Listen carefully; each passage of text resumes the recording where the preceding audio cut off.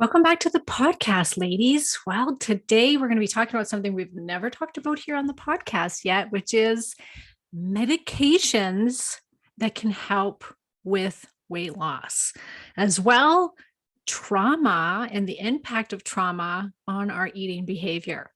My guests today are Liz Dickinson and Shannon Shearn from Relish Life.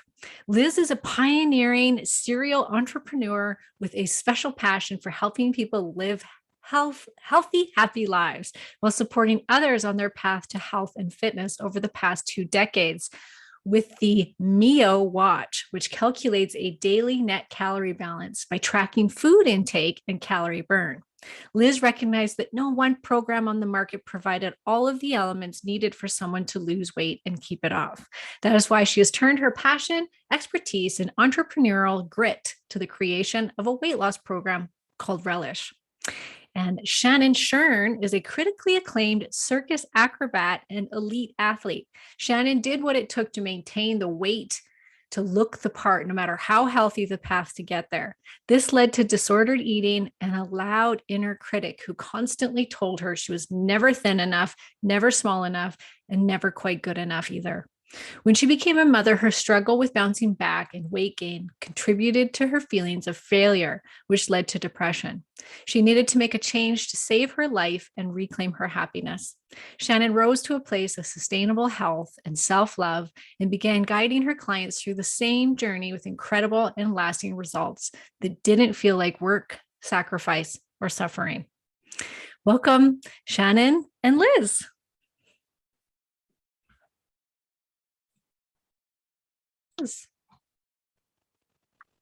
Thanks so much for having us, Karen. This is great.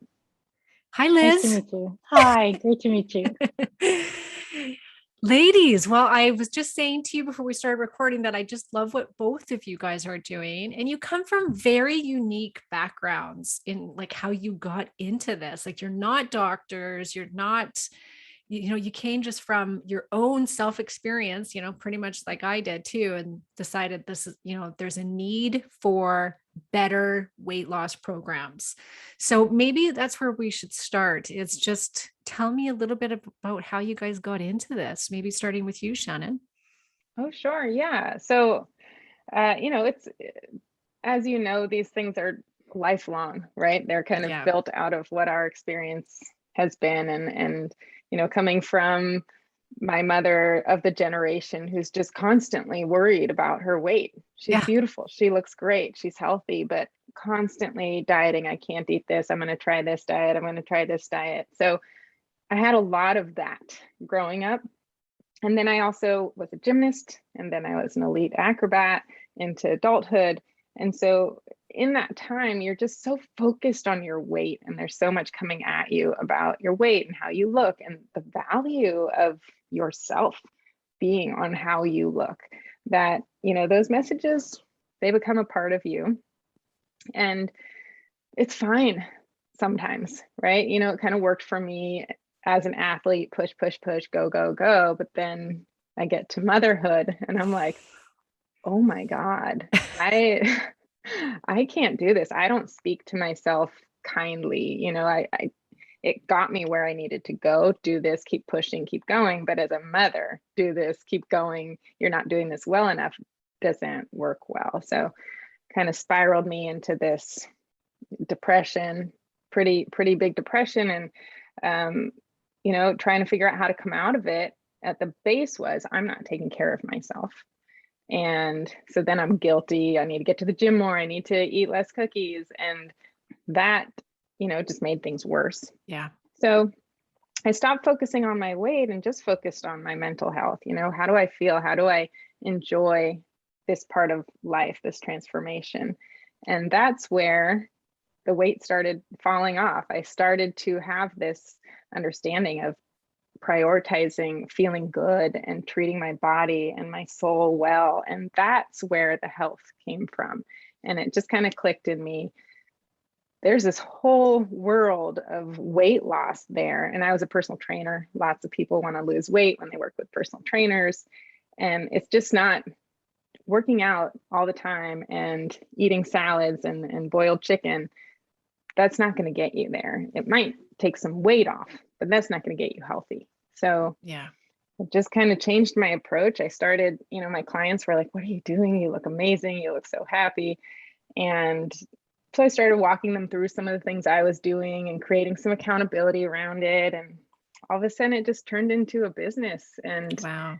everybody came flocking. And that's when I called Liz, like, hey, I know you know how to do Help. this business stuff. I am swamped here, and I need to figure out how do I scale and grow this concept and what I'm doing. And that's how we came together. Great. And Liz, what about you? Well, I come at this from truly personal need. I actually invented the world's first strapless heart rate monitor watch. It was called the Mio. And I did that actually because I was trying to create a device to count my calories, because I thought that accountability through calorie counting was the way to lose weight, because I'd spiraled up to 210 pounds after my third baby. And I was just beside myself. I mean, I'd started at sort of like 132 pounds when I got married. And here I was 210 pounds, and I just didn't recognize myself. And so I thought, wow, wouldn't it be great if there was this device that could tell you how many calories you ate during the day, and you could, then know how many calories you burned during exercise, and you could sort of keep track of the net calorie balance. So I created the Mio as a diet watch. But in order to get calorie burn, I needed heart rate. And so I put a heart rate monitor into the device. Well, lo and behold, it was the first time anybody had ever done that. Wow. And then all of a sudden athletes started buying this, like all these, male runners were buying this quote unquote diet watch. Now, what's going on here? And so that was like a hard pivot for the business, because boom, all of a sudden we were an athletic watch. Right. And so then my career took a completely different direction. But I was still heavy, and calorie counting actually did not work, as it turned out. So I just was super frustrated with the fact that I couldn't lose weight. I figured there's got to be some metabolic or some other process going on. Finally stumbled into a doctor that knew what the heck he was talking about, and said, you've got neurochemical issues. You've got issues, around impulsivity with food. And we've got to get a handle on your sort of depression and your stress. And so I'll prescribe these medications for you, but you also have to come to me for counseling. And so that's when I first sort of clicked into the relationship between sort of the mental health and the mental care and the medication, along with sort of the nutrition and the fitness aspect. Because I was certainly fit, I was certainly running, and I was certainly, exercising like a maniac. But that part wasn't helping, and the calorie counting wasn't helping. So it took the medication, and it took really focusing on the mental part of it before I really unlocked the secret to weight loss. And then I've never looked back. Wow.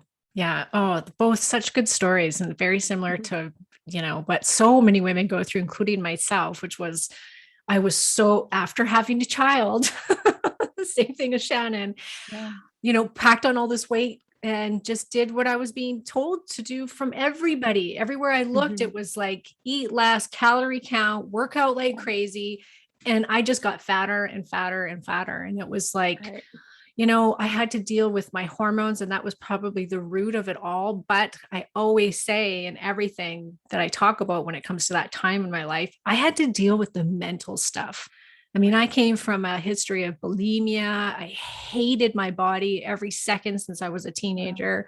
I was never happy with my weight, even though I was a lot thinner than I am now. So you think back like, oh, if I could, I would die for that body. And I hated it then. Right. But yeah, it's really sad that women, it's everywhere we look, isn't it? It really is. Yeah. And the messaging. So much hard. Yeah. And so much of what's actually blamed on hormones, as sort of an easy catch-all why women gain weight, is actually a lot to do with stress, which of course cortisol is a hormone. Yeah. But what they really are saying is that, estrogen and progesterone, those are the things that are out of whack. And, maybe your thyroid's out of whack. People start to blame all those things when really they should be looking at stress and cortisol.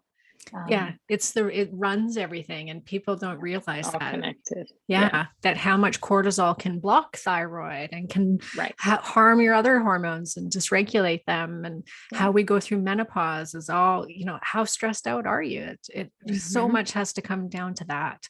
Yeah. Right. So let's talk about the medication side of things, because that's just something that very few people even consider unless they're really overweight. Like you'll see people that are, 250, 300 pounds, that they'll go and get surgery, or they're going to get put on weight loss medication. But it isn't often talked about for women that are, the 40, 50 pounds overweight. Or so what are you guys using, and what brought you to use those medications? I mean, Liz talked about that really helped her, but how did you decide on these types of medication?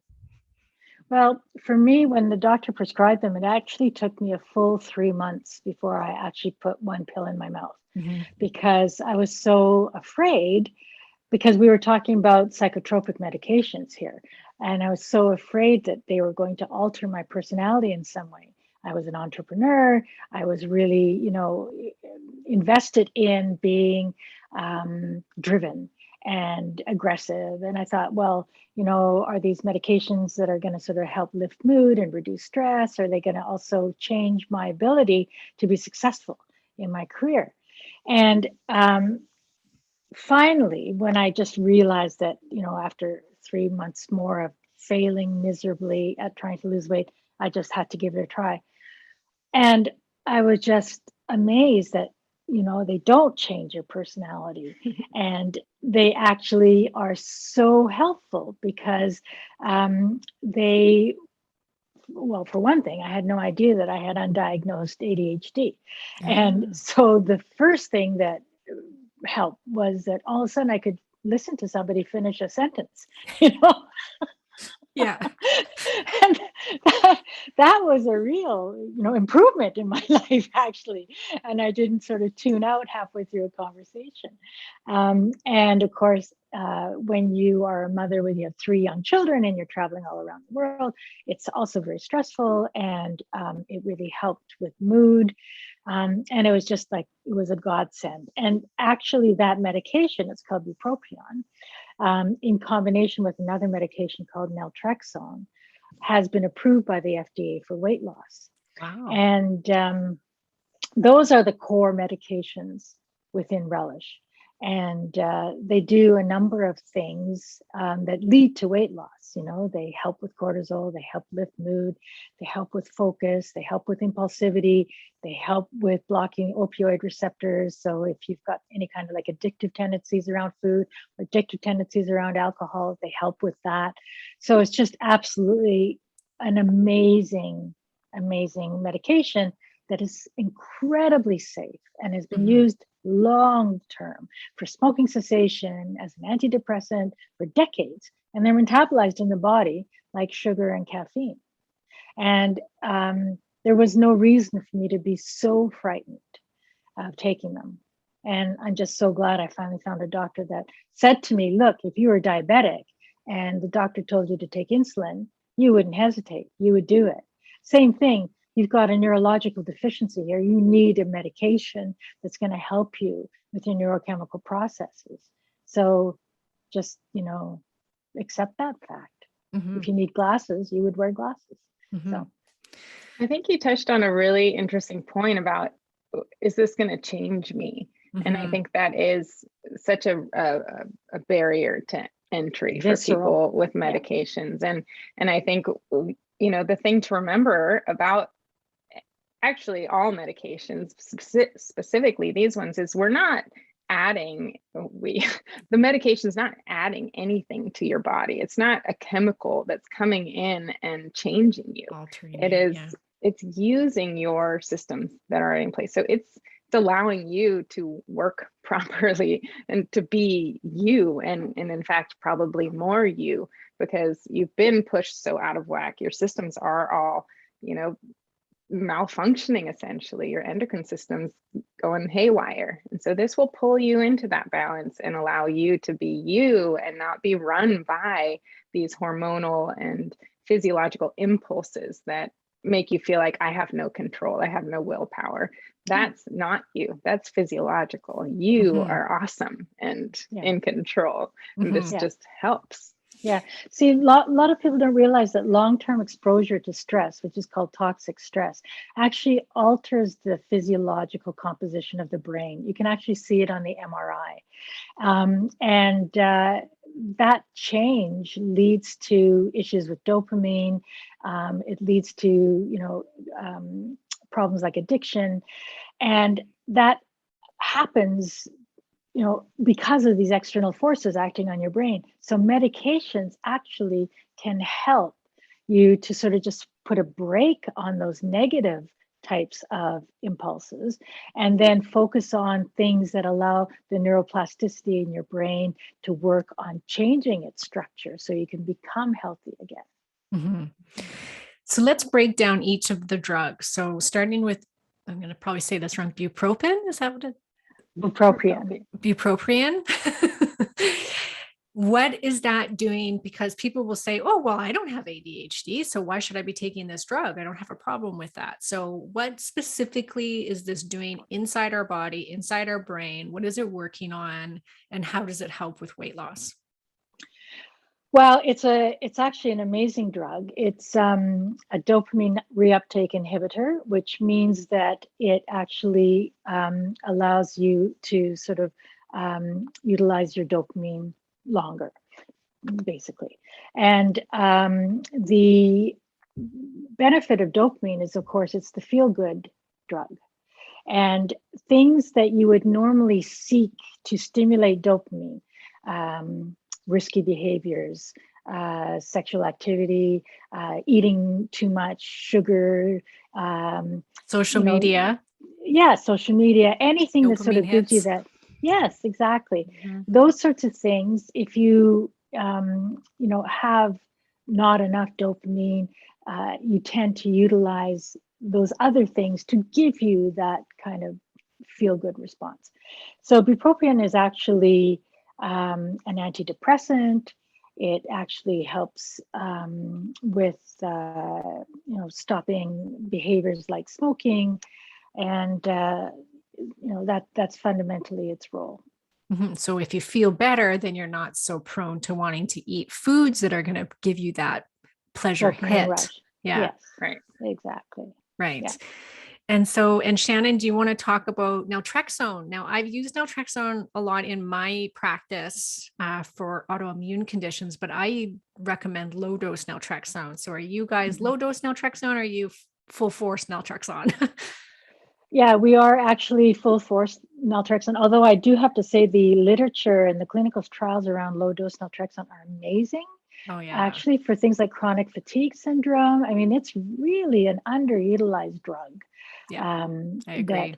That has fantastic potential. And again, it's a very, very safe medication. Yeah. I've been on low dose naltrexone for a year now. It's been great. Yeah. Yep. Yeah. I love it. It is an opioid antagonist, and it helps with addictive kinds of processes. It was basically intended originally in quite a high dosage in 50 milligrams per day for alcohol addiction.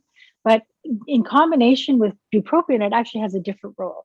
And what it does is it inhibits the feedback loop, which the body essentially sets up. Like if you're on bupropion for a long period of time, your body will get used to it. And naltrexone actually inhibits that process. So that's its role in weight loss. But in and of itself, it is a fantastic medication just to sort of put a block on any kind of opioid type of drug. It's used for withdrawal from opioid medications, for example, that sort of thing. Yeah, I heard that if it basically blocks the feel good that you would get from drugs or alcohol. So you don't get the benefits of it. So it just becomes like, oh, well, this isn't fun anymore. Yeah, you just get dizzy, but you don't feel good. Right. That's the way I explain it. It's you're reaching for your favorite cupcake and you're like, you know what, I've had a rough day. I'm going to grab the chocolate or the wine or whatever it is. And then you eat it and you're like, wait, where's the thing? Where's the happy dance that my brain's supposed to do? Now I feel boring. A little bit tired and bloated, and I just want to go to sleep now. So it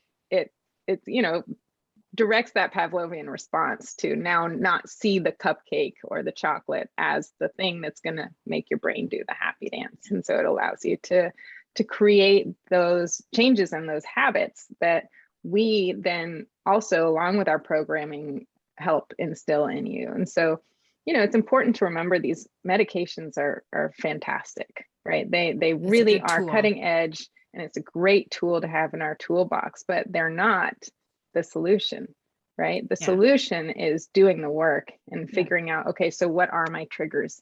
Why am I triggered by that? How do I learn to speak to myself in a way that allows me to avoid those triggers or to not be triggered by it? So in conjunction with the medications, our programming allows us to develop a very healthy set of habits and mindfulness patterns. We have people go through a whole program created by Dr. Brian Allman, guided imagery, you're meeting your past self, you're solving all of these, root causes to why you reach for food in the first place. And while you're on the medications, it really allows you to do that work much more easily. I bet. You, of course, can do it without the medications, but together, specifically for the people who this speaks to, right? They work really well. And then we have those lifestyle and behavior change patterns. So we teach people to move away from the all or nothing mindset. You have to get to the gym, you have to eat boiled chicken and kale.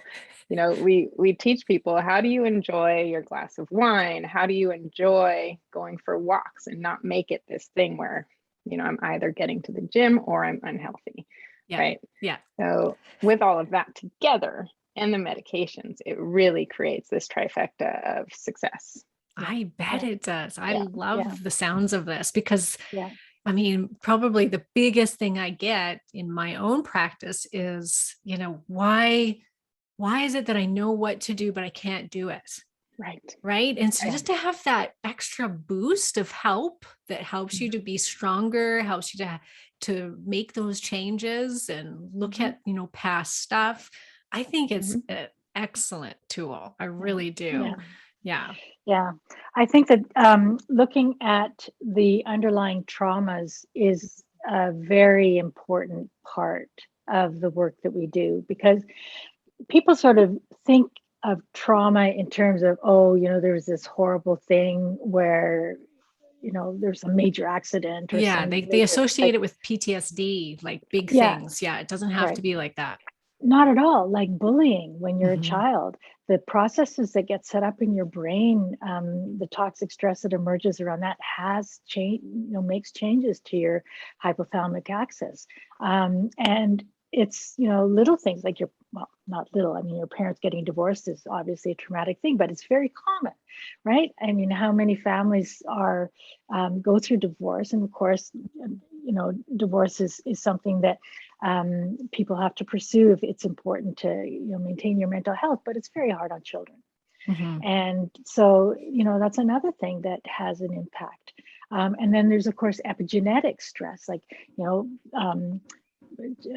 children whose parents maybe have been immigrants or come from war-torn countries or impoverished circumstances. Like there's a whole host of things that impact you as a child, that even if you grow up and you are successful and stable, those past things have changed your brain, the physical structure of your brain. And those lead to an inability to have willpower when it comes to things that make you feel good. Yeah. And so people say, I don't have willpower. Well, you know what? It's not that you don't have willpower. This is a physical thing in your brain. And that's where the meds come into play. Yeah. People don't realize that it's such a far-fetched thing, but it's very true, which is trauma can be passed down through generations.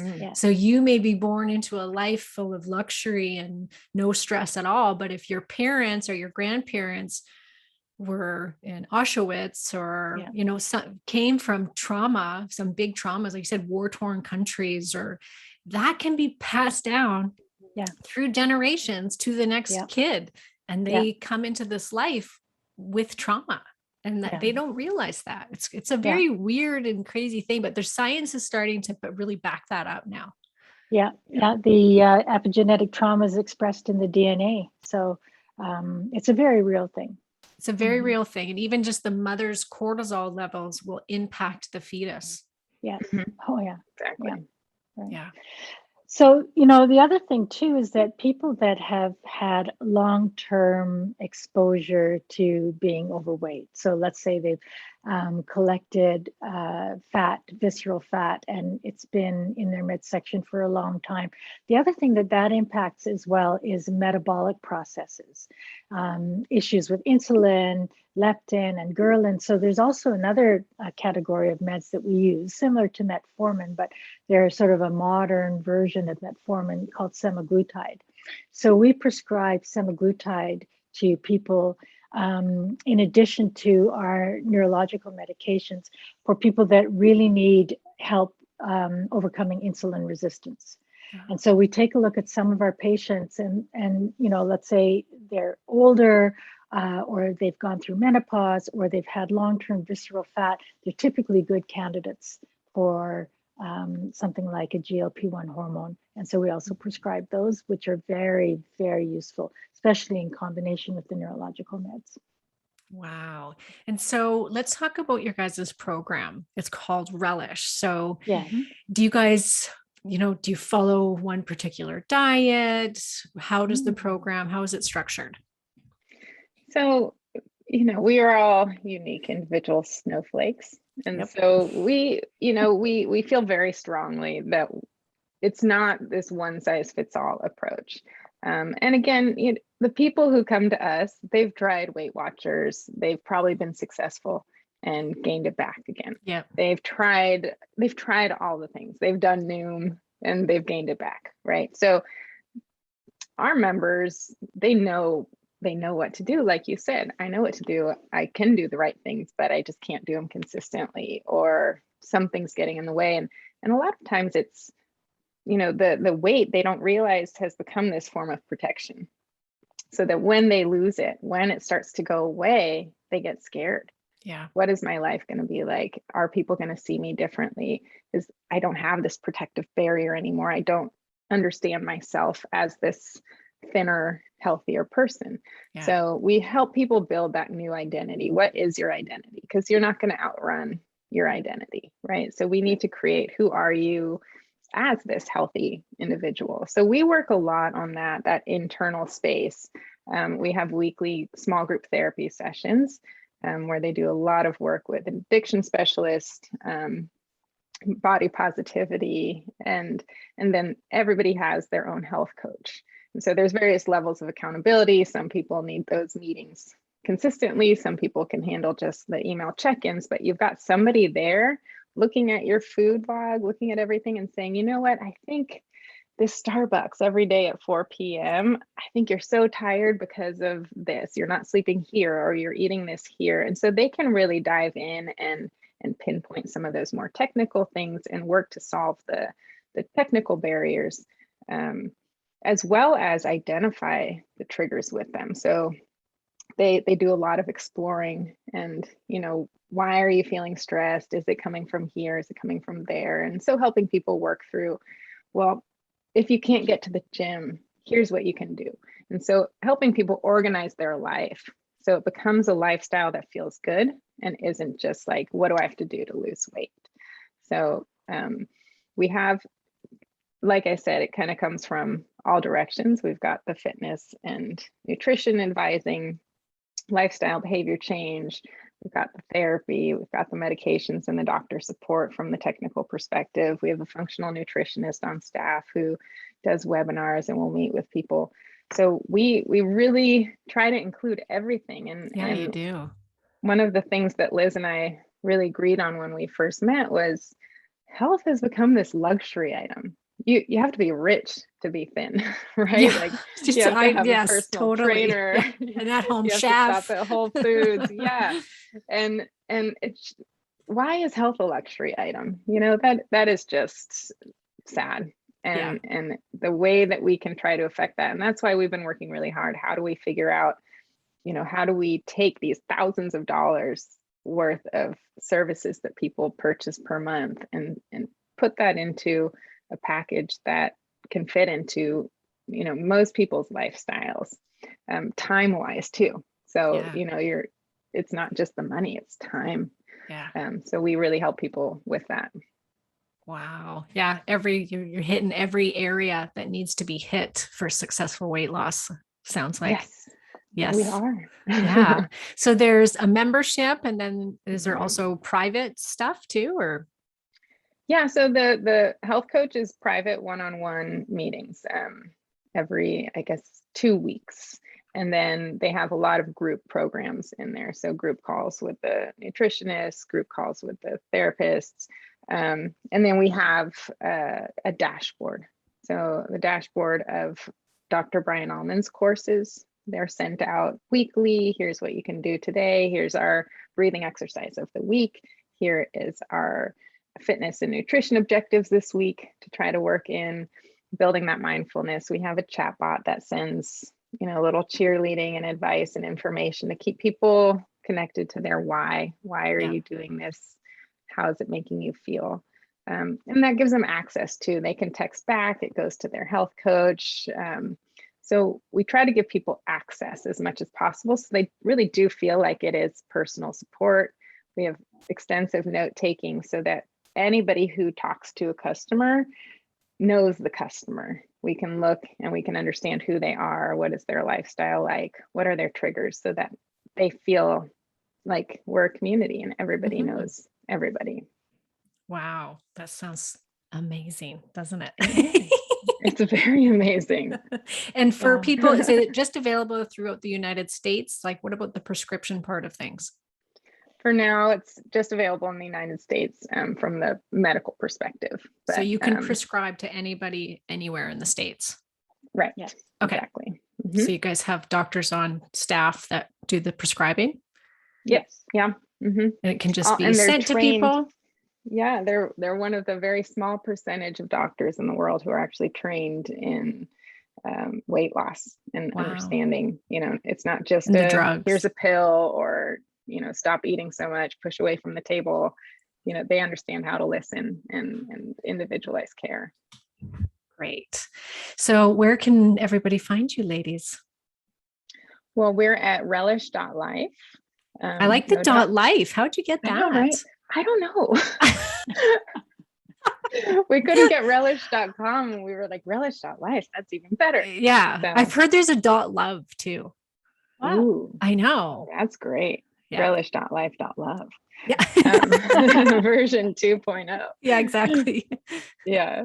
Yeah. So you can find us there and email us, Shannon at relish.life, Liz at relish.life. And we're always happy to talk to anybody. We've got some great promotions going on as we're getting out the door and getting up and running. So we're really excited to talk. And we have a 90-day money back guarantee, which I think is really important to specify, because we want to take away that fear. Yeah. If this isn't for you, if you don't like it, if you try it, you give it your all and you don't want it, we don't need to take your money. We want your success. We want you to feel great.